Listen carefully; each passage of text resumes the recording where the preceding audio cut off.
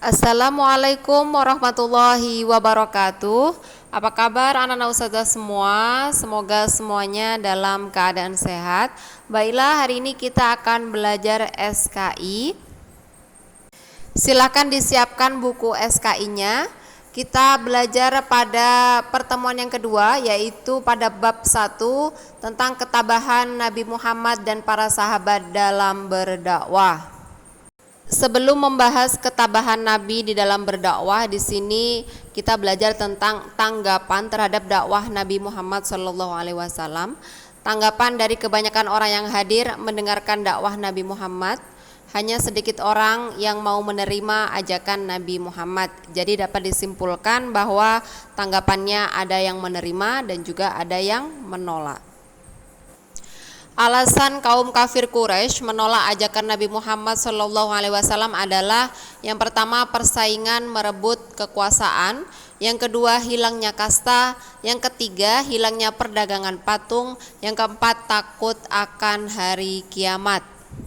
Selanjutnya kita belajar tentang ketabahan Nabi Muhammad. Tabah adalah sikap sabar, tenang, tawakal dalam menghadapi segala kesulitan. Silahkan dibuka bukunya pada halaman ke-6. Di situ ada beberapa ketabahan Nabi dalam berdakwah. Yang pertama, ketabahan atas tentangan Abu Lahab. Abu Lahab adalah paman Nabi Muhammad. Beliau menentang dakwah Nabi tentang ajaran Islam sebagaimana disebutkan dalam Al-Qur'an surah Al-Lahab ayat 1-5.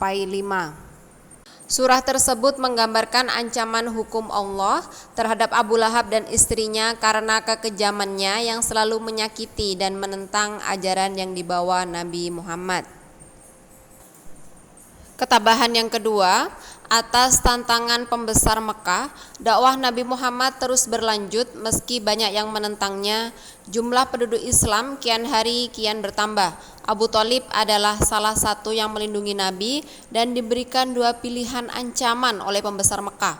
Yang pertama, memerintahkan Nabi Muhammad menghentikan dakwah. Yang kedua, menyerahkan Muhammad kepada mereka. Namun kedua hal tersebut dibantah oleh Nabi Muhammad. Ketabahan yang ketiga yaitu atas bujukan Walid bin Mughirah. Setelah gagal menghasut Abu Thalib, para pembesar Mekah dan kaum Quraisy tidak berhenti begitu saja. Mereka mengutus Walid bin Mughirah dengan membawa pemuda gagah dan tampan bernama Umarah bin Walid yang diminta untuk menukar menjadi Nabi Muhammad, dan Nabi Muhammad direncanakan akan dibunuh.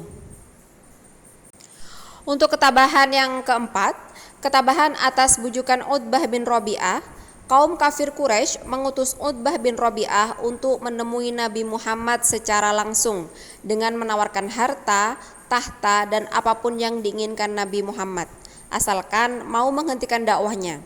Nabi membacakan surah Fussilat kepada Utbah, dan Utbah pun akhirnya terdiam dan kembali kepada kafir Quraisy dengan tangan hampa. Karena gagal, kemudian kafir Quraisy melakukan penganiayaan dan siksaan yang ganas kepada kaum muslimin. Taktik orang Quraisy mengutus Utbah bin Rabi'ah kepada Nabi Muhammad disebut siyasatul mufawadah atau politik tawaran damai. Ketabahan yang kelima, ketabahan atas siksaan kaum kafir Quraisy. Kaum muslimin dipukul, dicambuk, dan tidak diberi makan serta minuman. Bahkan yang menjadi budak mereka disiksa dengan lebih kejam. Kaum kafir Quraisy juga menghalangi kaum muslimin yang hendak beribadah ke Ka'bah serta melemparinya dengan kotoran. Ketabahan yang keenam, ketabahan atas pemboikotan Bani Hashim. Boikot artinya pengucilan. Selama masa pemboikotan, kaum muslimin mengalami derita yang sangat mendalam. Mereka tidak bisa membeli makanan yang cukup, dan hampir setiap malam jeritan dan tangisan anak-anak terdengar dari dalam Syi'ib Abu Thalib, yaitu tempat kaum muslimin digiring, dikurung, dan dijaga dikelilingi dinding batu tinggi yang tidak dapat dipanjat. Dan pemboikotan ini berlangsung selama 3 tahun, dan akhirnya kaum Quraisy pun sadar dan menghentikan pengasingan Bani Hashim. Ketabahan yang ketujuh atau yang terakhir, ketabahan atas meninggalnya paman dan istri Nabi. Setelah terbebas dari pemboikotan, beberapa bulan kemudian Abu Thalib jatuh sakit. dan pada usia ke-87 tahun Abu Thalib meninggal dunia. Selang beberapa hari kemudian Khadijah istri Nabi jatuh sakit dan pada akhirnya meninggal dunia. Dalam beberapa hari Nabi kehilangan dua orang yang sangat berarti bagi hidupnya. Nabi Muhammad sangat sedih. Masa-masa duka Nabi Muhammad ini dikenal dengan nama Amul Husni yang artinya tahun kesedihan. Amul Husni bertepatan dengan tahun ke-10 kenabian. Dari penjelasan yang Ustazah sampaikan dapat diambil kesimpulan bahwa Nabi Muhammad sangat tabah di dalam berdakwah dengan berbagai tantangan yang ada, baik itu dari Abu Lahab dan istrinya, tantangan pembesar Mekah, bujukan Walid bin Mughirah, Utbah bin Rabi'ah, siksaan kaum kafir Quraisy, pemboikotan Bani Hashim, dan meninggalnya paman dan Nabi Muhammad. Meski begitu, Nabi tetap semangat dan tetap tabah untuk mensyiarkan agama Islam. Untuk evaluasinya silahkan dikerjakan latihan soal. Di sini ada 5 soal. Silahkan ditulis ulang di buku tulisnya dan dikerjakan.